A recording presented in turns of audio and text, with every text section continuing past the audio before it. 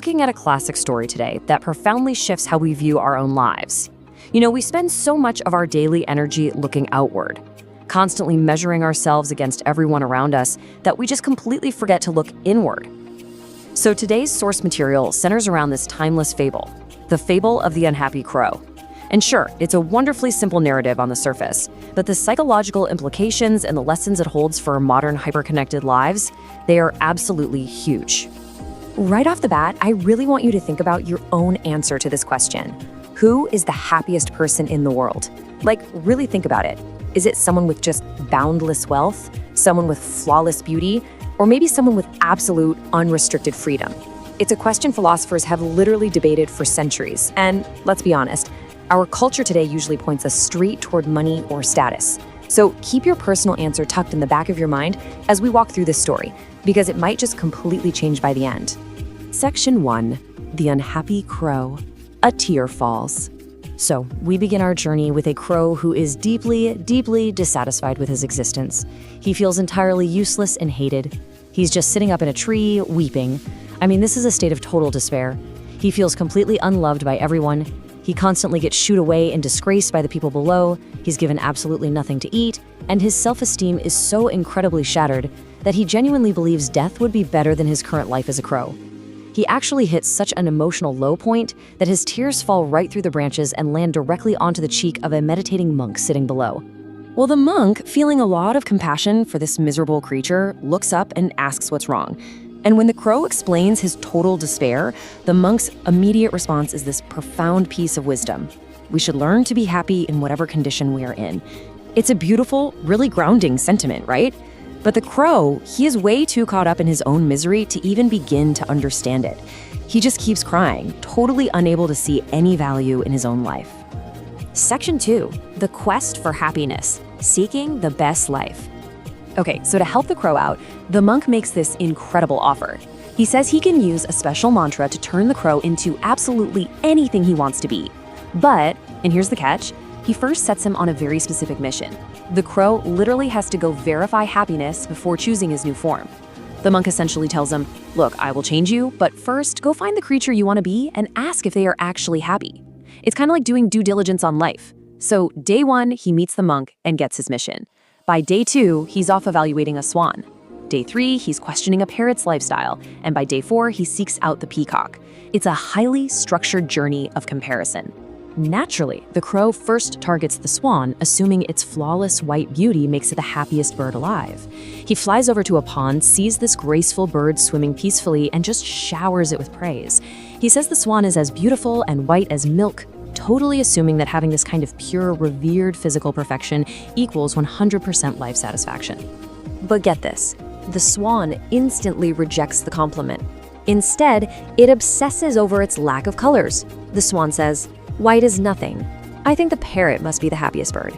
Despite being admired by literally everyone for its elegant simplicity, the swan is miserable. And why? Because it's only one color. It completely ignores its own grace and immediately points the crow toward the parrot, fully convinced that a more colorful bird must have a way better life. So, following the swan's advice, the crow moves on to the parrot, assuming vibrant colors must equal a vibrant life. He tracks down a parrot and is just blown away. He tells this colorful, beautiful bird that because of his amazing plumage, he simply must be the happiest creature in the world. But the parrot shatters that illusion too.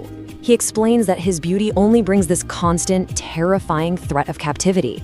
He says, "People keep parrots in cages, I'm always afraid. I think the peacock is the happiest." The parrot lives in perpetual anxiety. His vibrant colors, the exact thing the swan was so jealous of, are actually a massive liability. So once again, the target of the crow's envy deflects, pointing to someone else who supposedly has it even better, the peacock. Which brings us to Section 3, the peacock's secret, the cost of perfection. This leads the crow to the ultimate symbol of avian beauty at a local zoo. And this brilliantly illustrates a core irony in the story. In the crow's perception, he sees the most beautiful bird, visited by thousands of adoring people, making it clearly the absolute happiest bird on the planet.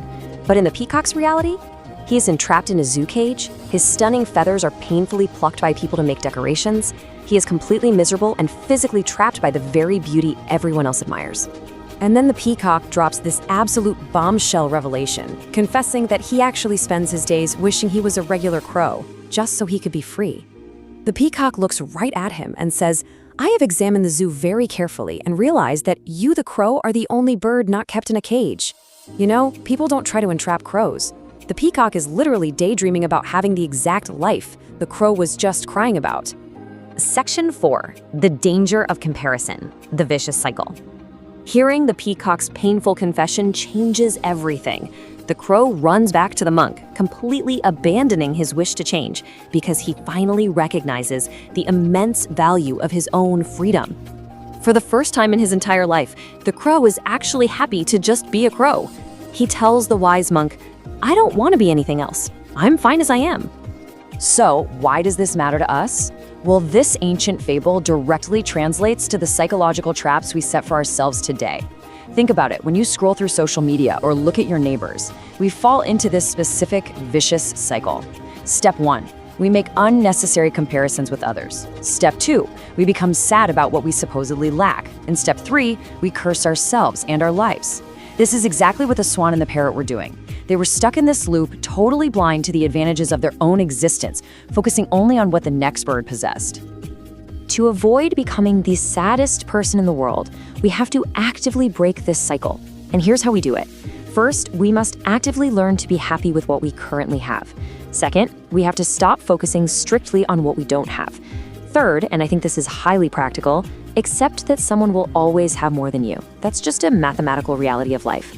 Fourth, accept that someone will always have less than you. And finally, realize that inner satisfaction is the absolute only true metric of happiness. Not money, not looks, but simple, genuine satisfaction. If you take away just one thing from this explainer today, please let it be this absolute truth. Don't compare yourself to anyone. The moment you start measuring your messy, behind-the-scenes life against someone else's perfectly curated highlight reel, you lose your own joy. The happiest person in the world isn't the one with the most colorful feathers or the biggest audience. It's the person who is completely satisfied with what they already have. I want to leave you with this final thought to ponder as you go about your day. By comparing your life to others, are you putting yourself in a cage? Just like that gorgeous parrot living in constant fear and the magnificent peacock literally trapped behind iron bars, the things we often envy in others might just be the very things trapping them.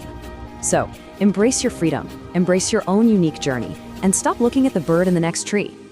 Thank you so much for joining me for this explainer, and I truly hope these ideas help you appreciate the incredible freedom of just being you.